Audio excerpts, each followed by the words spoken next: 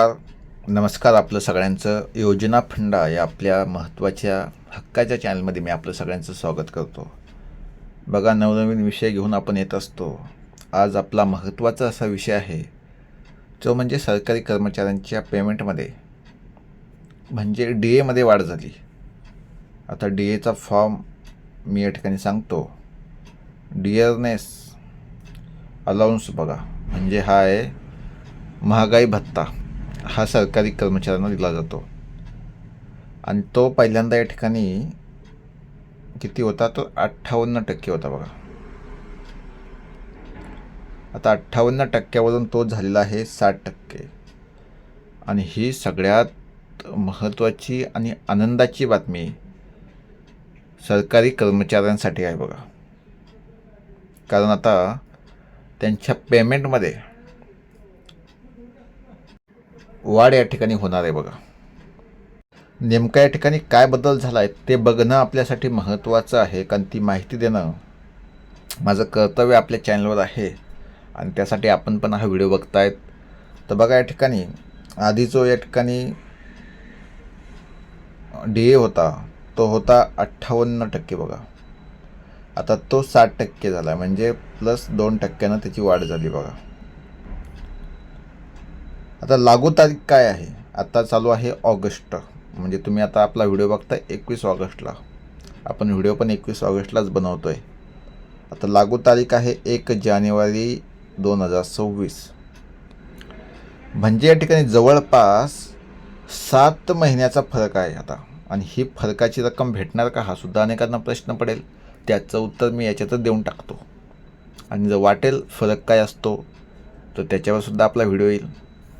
परंतु या ठिकाणी तुम्ही लक्षात घ्या, जानेवारी 2026 ते जुलै 2026 या 7 महिन्यांची फरकाची रक्कम देण्याचे सुद्धा सरकारचे आदेश आहेत. हे मुख्यमंत्र्यांनी स्पष्टपणे सांगितले. म्हणजे ही रक्कमसुद्धा जी 3,500 वगैरे काय होईल ती सुद्धा या ठिकाणी भेटणार आहे.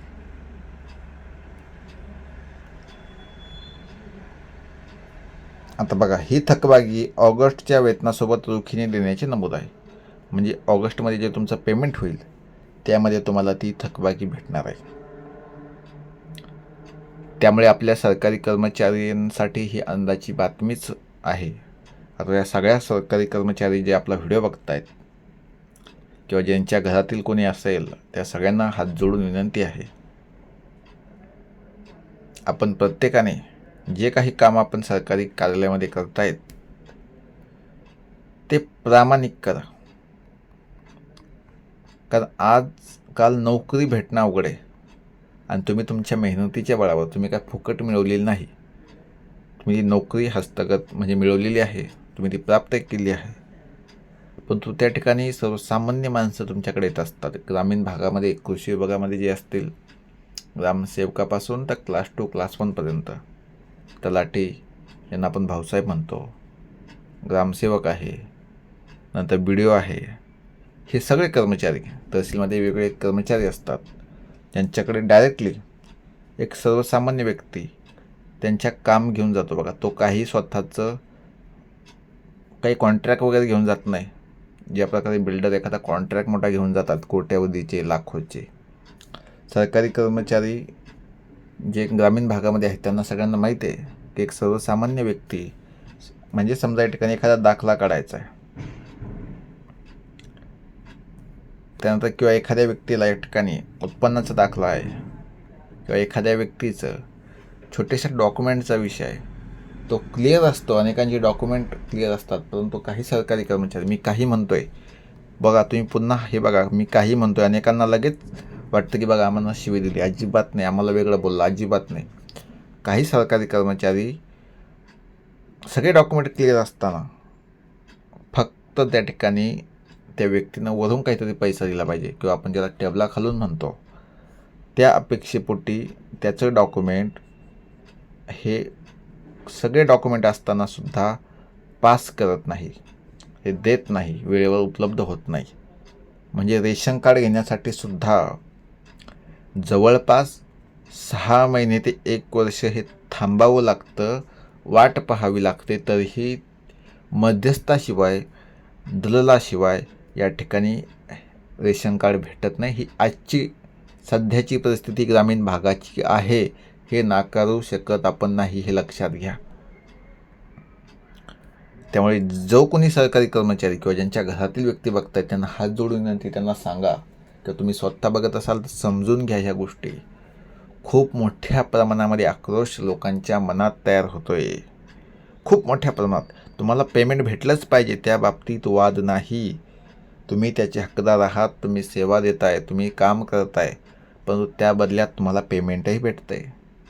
मग त्या पेमेंटच्या बदल्यात प्रामाणिकपणे काम करा. आणि एक लक्षात घ्या बाबांनो, जो व्यक्ती प्रामाणिकपणे काम करतो ना, त्याला काहीच कमी पडणार नाही, काहीच. हे लिहून घ्या. मी श्री स्वामी समर्थ म्हणून बोलतोय. काहीच कमी पडणार नाही. कारण स्वामींची भक्ती जो व्यक्ती करत असेल ना, त्यालाही माहीत आहे, ज्याची श्रद्धा असेल त्यालाही माहीत आहे. आणि ज्यांनी काळे पाप केले, मित्रांनो खोटं सांगत नाही, ते लाख लाख रुपये पचवतील. पण एक मी सांगतो, आता हे लक्षात घ्या, 500 रुपयासाठी तुमची नोकरी जाईल, हे वेळ येते बाबा. खूप जणांवर आली. आणि चांगले चांगले बहादर ज्यांनी कोट्यवधीचा व्यवहार केला, त्यांनासुद्धा या ठिकाणी जेलची हवा खावी लागली, हे लक्षात घ्या. त्यामुळं आपण किस खेतकी मुली, ही गोष्ट लक्षात घेऊन काम करा. जे पद भेटलं आहे, पोलीस खात्यामध्ये सुद्धा सेवा करण्याची खूप संधी आहे, खूप मोठ्या प्रमाणात. पण त्या ठिकाणी सुद्धा काही सरकारी कर्मचारी, काही पोलीस कर्मचारी व्यवस्थित न वागल्यामुळे जो ठपका या ठिकाणी पोलीस प्रशासनावर लागतोय, ती सुद्धा खूप चुकीची गोष्ट आहे. आपला विषय भरकटतोय माझ्या लक्षात येत आहे, परंतु या गोष्टी सांगणं तितकंच महत्त्वाचं आहे.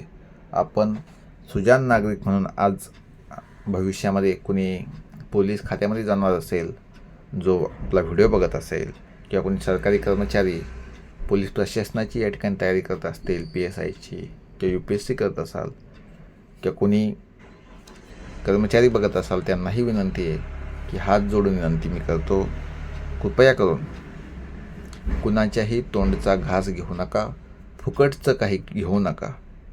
आणि कष्टाचं तुम्हाला संपणार नाही. हा शब्द लिखित आहे, नॅचरली आहे, त्याच्यामध्ये काही कोणी येणं सांगायचं आणि त्याने सांगायचं नाही. आणि वेळ लागतो प्रगती करायला, प्रत्येकाला वेळ लागतो. कुणीही एका दिवसात चांगल्यापैकी त्या पोस्टपर्यंत पोहोचू शकत नाही. म्हणजे तुम्हाला एखाद्याला घर बांधायचं असेल, चांगल्या शाळेत एखाद्याला आपल्या मुलाला शिकवायचं असेल, लगेच त्या गोष्टी घडणार नाहीत.